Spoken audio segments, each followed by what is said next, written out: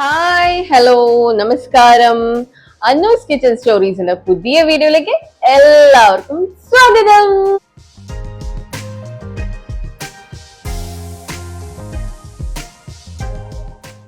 അപ്പൊ ഇന്നത്തെ നമ്മളെ വീഡിയോ എന്താണെന്നറിയോ?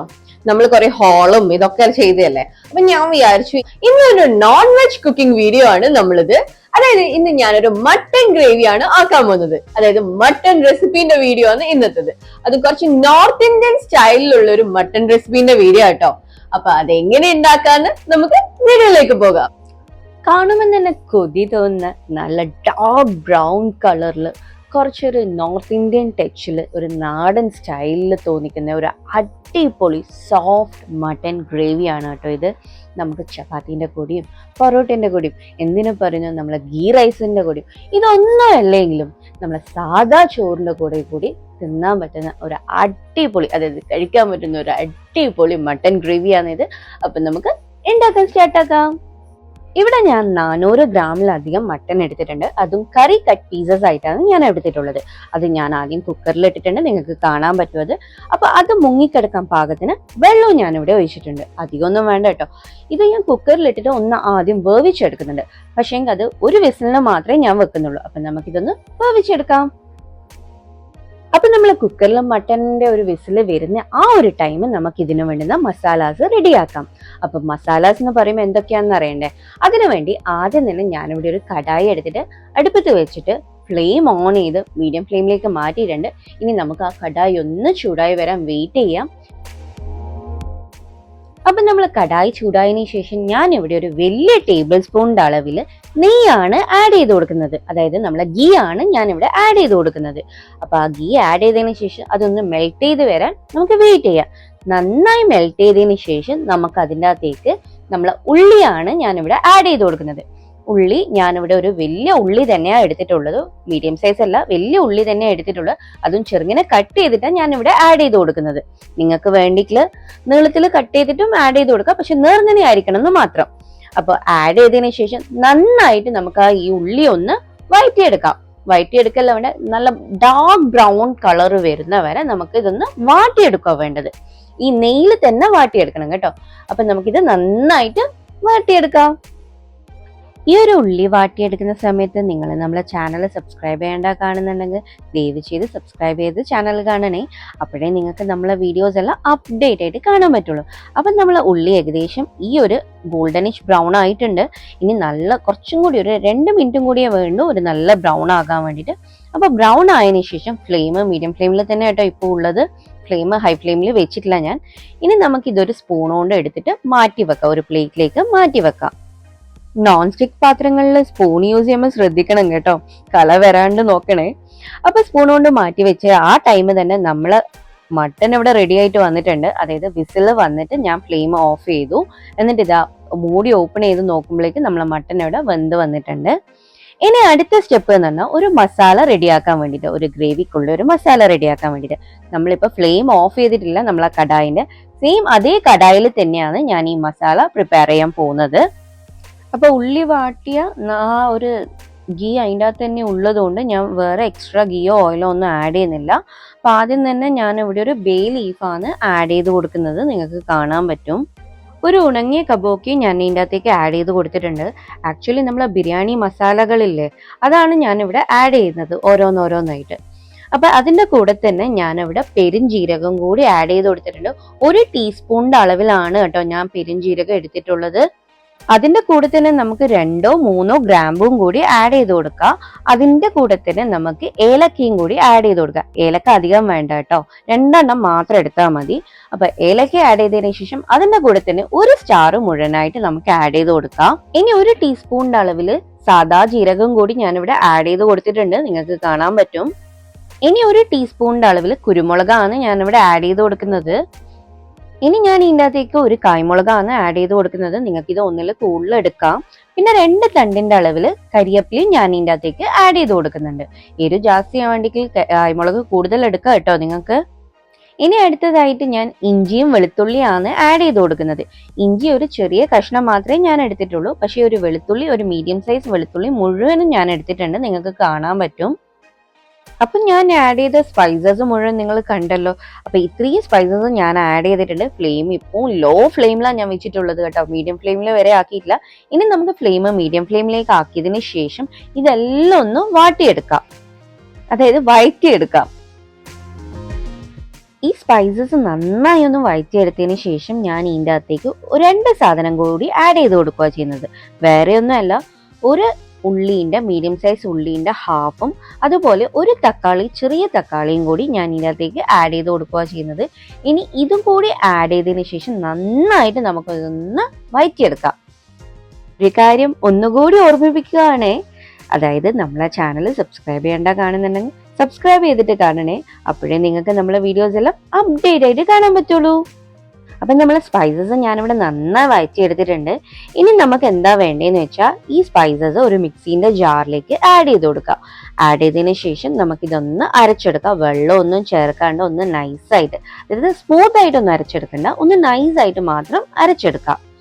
അപ്പോൾ ഇത് അരച്ചെടുത്തിട്ട് ഒരു സൈഡിലേക്ക് മാറ്റി വെക്കാം. സെയിം ടൈം ഈ കടായിലേക്ക് ഇനി ഞാൻ ആദ്യം ഗീ ആണ് ആഡ് ചെയ്ത് കൊടുക്കുന്നത്, നമ്മളെ നെയ്യാണ് ആഡ് ചെയ്ത് കൊടുക്കുന്നത്. നിങ്ങൾക്ക് കാണാൻ പറ്റും. ആ നെയ്യ് ഒന്ന് മെൽറ്റ് ചെയ്തതിന് ശേഷം നമ്മൾ വേവിച്ച് വെച്ച് നമ്മളെ മട്ടനാണ് ഇതിലേക്ക് ഞാൻ ആഡ് ചെയ്ത് കൊടുക്കുന്നത്. അപ്പം നമ്മൾ വേവിച്ച് വെച്ച മട്ടൻ ആഡ് ചെയ്തതിന് ശേഷം നമുക്ക് നന്നായിട്ട് ഈ ഗീയുമായിട്ട് ഒന്ന് വഴറ്റിയെടുക്കാം ഈ മട്ടൻ. പിന്നെ ഒരു കാര്യം പറയാൻ വിട്ടുപോയി കേട്ടോ, നിങ്ങൾ ഒരു വിസിലിന് മാത്രം മട്ടൻ വെച്ചാൽ മതി. അതിനുശേഷം വെന്ത് കിട്ടേണ്ടത് ഗ്രേവിന്നാണ് മട്ടൻ കുറച്ചും കൂടി വെന്ത് കിട്ടേണ്ടത്. അപ്പോൾ ഒരു വിസിലിൽ കൂടുതൽ കുക്കറിൽ വെക്കേണ്ട ആവശ്യമില്ല.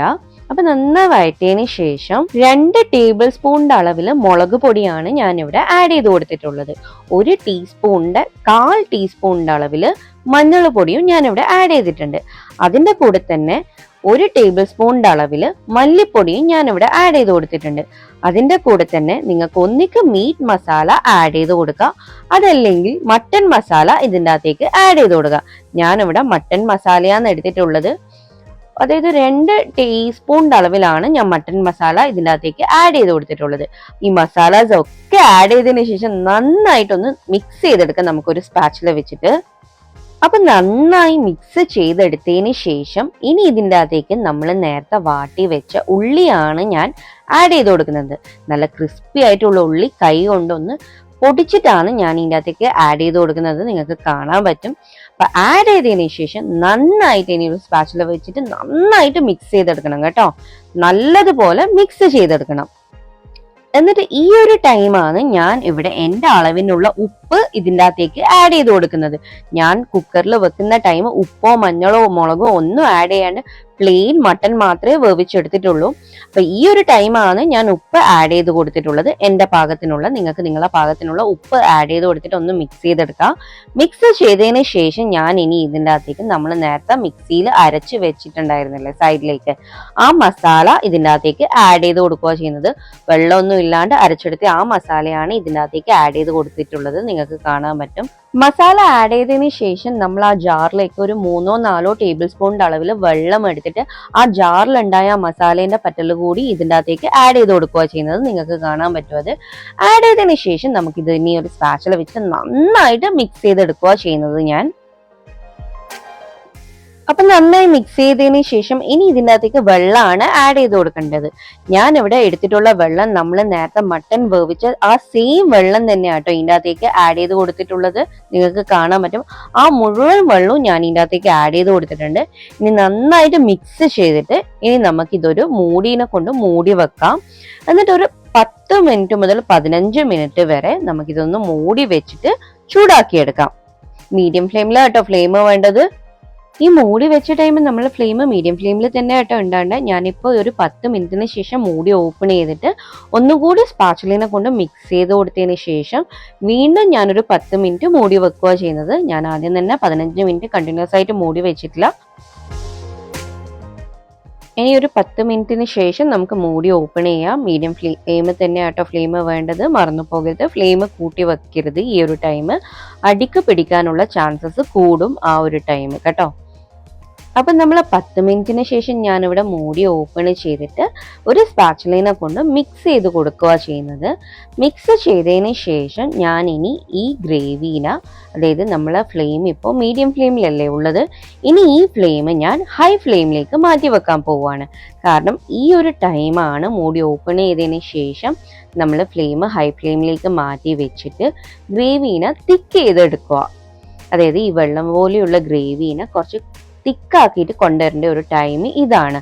ഇപ്പം തന്നെ ഏകദേശം തിക്കാകാൻ സ്റ്റാർട്ട് ചെയ്തിട്ടുണ്ട്. അപ്പം കുറച്ചും കൂടി തിക്കാക്കാൻ വേണ്ടിയിട്ടാണ് നമ്മൾ ഹൈ ഫ്ലെയിമിൽ വെച്ചിട്ട് നിങ്ങൾക്ക് അടിക്ക് പിടിക്കുന്ന തോന്നുമ്പോൾ മാത്രം സ്പാച്ചുലേനെ കൊണ്ട് ഒന്ന് മിക്സ് ചെയ്ത് കൊടുത്തിട്ട് അങ്ങനെ നമുക്ക് ചൂടാക്കിയെടുക്കാം. ഒരു 5 to 10 മിനിറ്റ്സ് വീണ്ടും നമുക്ക് ഇതേപോലെ ഒന്ന് ചൂടാക്കിയെടുക്കാം. ഇപ്പം ഏകദേശം നമ്മൾ ഗ്രേവി നല്ല തിക്കായി വന്നിട്ടുണ്ട്, നിങ്ങൾക്ക് കാണാൻ പറ്റും. അപ്പം നമ്മൾ ആ ഫ്ലെയിം മീഡിയം ഫ്ലെയിമിലേക്ക് നമുക്ക് മാറ്റി കൊടുക്കാം. മാറ്റി കൊടുത്തതിന് ശേഷം ഞാനിവിടെ 1 ടേബിൾ സ്പൂണിൻ്റെ അളവിൽ ഓയിൽ ആഡ് ചെയ്ത് കൊടുത്തിട്ടുണ്ട്, നിങ്ങൾക്ക് കാണാൻ പറ്റും. ഞാൻ കോക്കനട്ട് ഓയിലാണ് ആഡ് ചെയ്ത് കൊടുത്തിട്ടുള്ളത്. നിങ്ങൾക്ക് ഈ ഒരു ടൈം വേണ്ടെങ്കിൽ മല്ലിച്ചപ്പ് ആഡ് ചെയ്ത് കൊടുക്കുന്നുണ്ടെങ്കിൽ ആഡ് ചെയ്ത് കൊടുക്കാം. നമ്മളെ ഗ്രേവി ഇവിടെ റെഡിയായി കഴിഞ്ഞു. അപ്പം നമുക്കിനി ഫ്ലെയിം ഓഫ് ചെയ്തിട്ട് ഇനി നമുക്കിതൊരു സെർവിങ് പ്ലേറ്റിലേക്ക് മാറ്റി കൊടുക്കാം. നിങ്ങൾക്ക് ഇപ്പം തന്നെ കാണാൻ പറ്റും നല്ല തിക്ക് ഗ്രേവിയാണ്, തിക്ക് മട്ടൺ ഗ്രേവിയാണ് നമ്മളിവിടെ റെഡിയാക്കിയിട്ടുള്ളത്. അപ്പം ഇതേപോലത്തെ അടിപൊളി റെസിപ്പീസിന് വേണ്ടിയിട്ട് സബ്സ്ക്രൈബ് ചെയ്യാൻ മറന്നു പോകരുത്.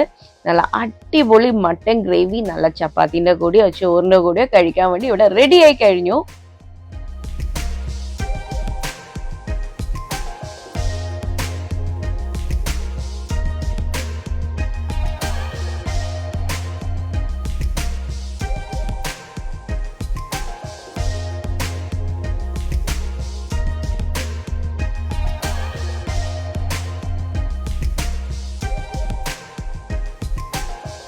വീഡിയോ എങ്ങനെ ഉണ്ടായിരുന്നു? വളരെ സിമ്പിൾ ആയിട്ടുള്ള കുറച്ച് വെറൈറ്റി ആയിട്ടുള്ള മട്ടൺ ഗ്രേവിന്റെ റെസിപ്പിയാണ്. നിങ്ങൾക്ക് എല്ലാവർക്കും ഇഷ്ടപ്പെട്ട് കാണുമെന്ന് ഞാൻ പ്രതീക്ഷിക്കുന്നു.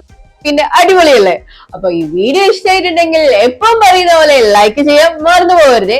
നമ്മളെ വീഡിയോ സബ്സ്ക്രൈബ് ചെയ്യേണ്ട കാണുന്നുണ്ടെങ്കിൽ വീഡിയോ സബ്സ്ക്രൈബ് ചെയ്തിട്ട് കാണണേ. അപ്പോഴേ നിങ്ങൾക്ക് നമ്മളെ വീഡിയോസ് അപ്ഡേറ്റ് ആയിട്ട് കാണാൻ പറ്റുള്ളൂ.